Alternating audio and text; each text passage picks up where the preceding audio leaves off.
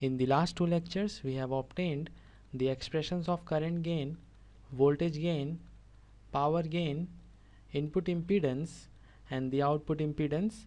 In this lecture, we will find out the overall voltage gain,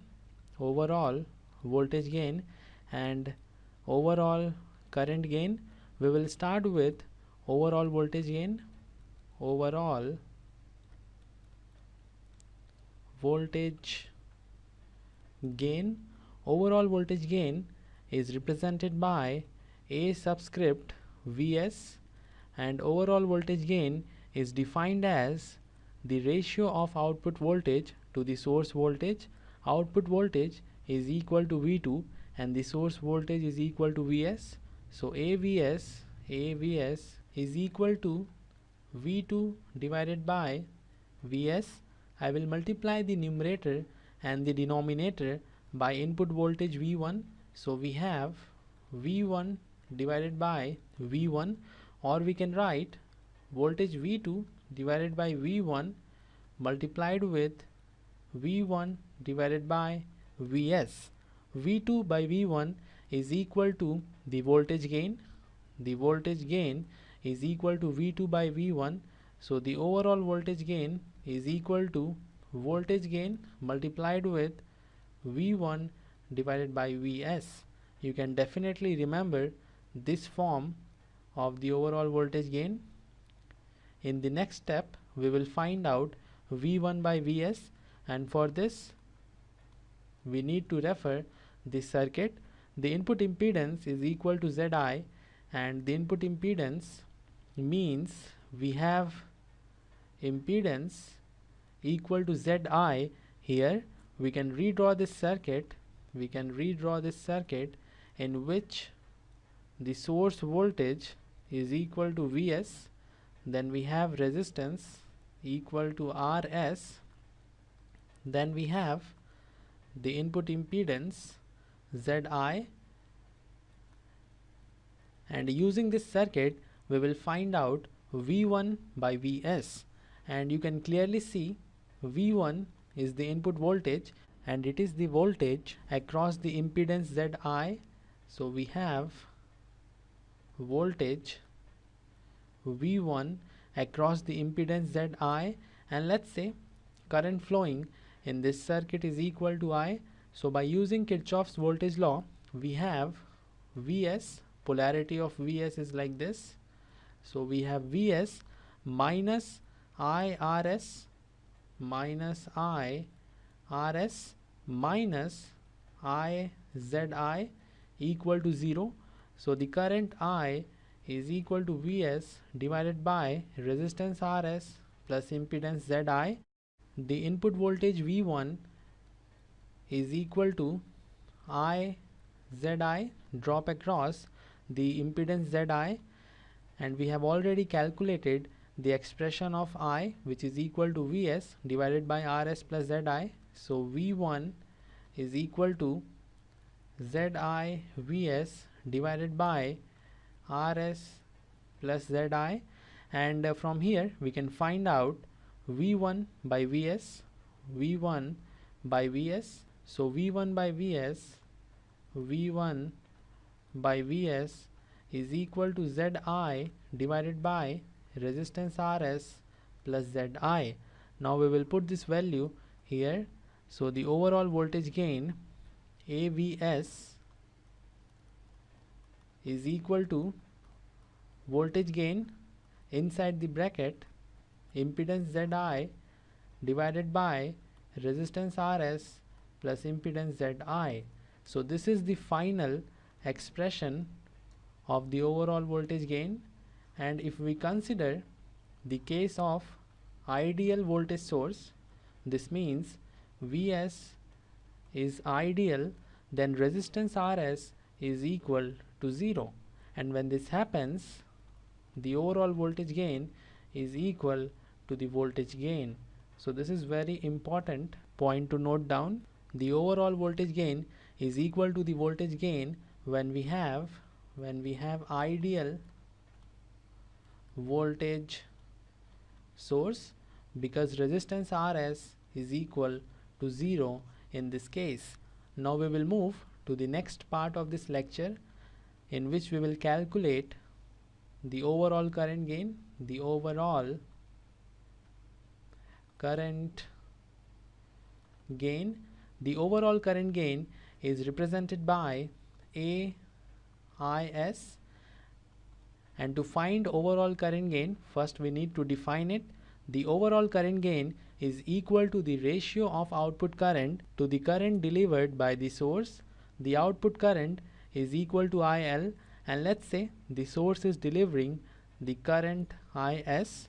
So we have overall current gain AIS equal to the load current divided by the source current.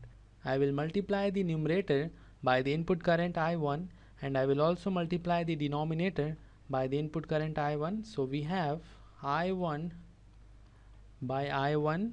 We can also write it as the load current IL, the load current IL divided by the input current I1 multiplied with the input current I1 divided by the source current IS. The load current IL is equal to minus I2. The load current IL is equal to minus I2. So we have minus I2 divided by I1 multiplied with I1 divided by IS. Minus I2 by I1 is equal to the current gain. So we have AI multiplied with I1 divided by IS, which is equal to overall current gain. You can remember this form of the overall current gain. In the next step, we will find out I1 by IS, and for this I will draw this circuit in which we will consider the source current IS. We have the source current IS, the resistance RS is connected in parallel with the source current. This is how we convert voltage source to the current source.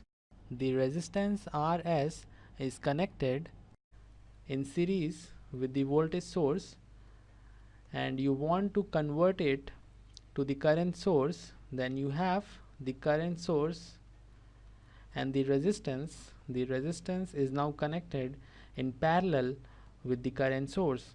This is basic thing to do. You can also convert the current source back to the voltage source. The resistance is RS, and we have the input impedance equal to ZI. This is ZI. Current through the input impedance is I1, the input current. I will use current divider rule, and by using this I will find the current I1. Current I1 is equal to IS multiplied with resistance RS divided by RS plus ZI. This is using current divider rule, very simple rule which you can follow, and from this we can find out I1 by IS. I1 by IS is equal to resistance RS divided by RS plus ZI. We will put this in this equation, and we have overall current gain equal to current gain inside the bracket resistance RS divided by RS plus ZI. So this is the final expression of the overall current gain. I hope you now understand how to obtain the expressions for overall current gain and overall voltage gain. In case of ideal current source, resistance RS is equal to infinity, and when resistance RS is equal to infinity, the overall current gain is equal to the current gain. There is one more thing I want to explain in this lecture. If you remember the last two lectures, we encountered with delta H. Delta H is equal to HI HO minus HF HR. We will try to prove this. The first H parameter equation is V1 equal to HI I1 plus HR V2. The second H parameter equation is I2 equal to HF I1 plus HO V2. We can also express the two equations in the matrix form, and we have 2 by 1 matrix having the elements V1 I2 equal to 2 by 2 matrix having the elements HI, HR, HF, HO multiplied with another 2 by 1 matrix having the elements V2 I1. Let's say this matrix is matrix D, this matrix is matrix I, the D is bold capital D, this I is bold capital I. We generally represent the matrices by bold capital letters like capital A, capital B, etc. Here we are representing this matrix by capital D because these two variables are dependent variables, and here we are representing this matrix by capital I because the two variables are independent variables. I will represent this 2 by 2 matrix by small h. I am just representing it by small h because we have to prove delta H equal to HI HO minus HF HR. I will only consider this 2 by 2 matrix, and we already know we can find out determinants of a square matrix only.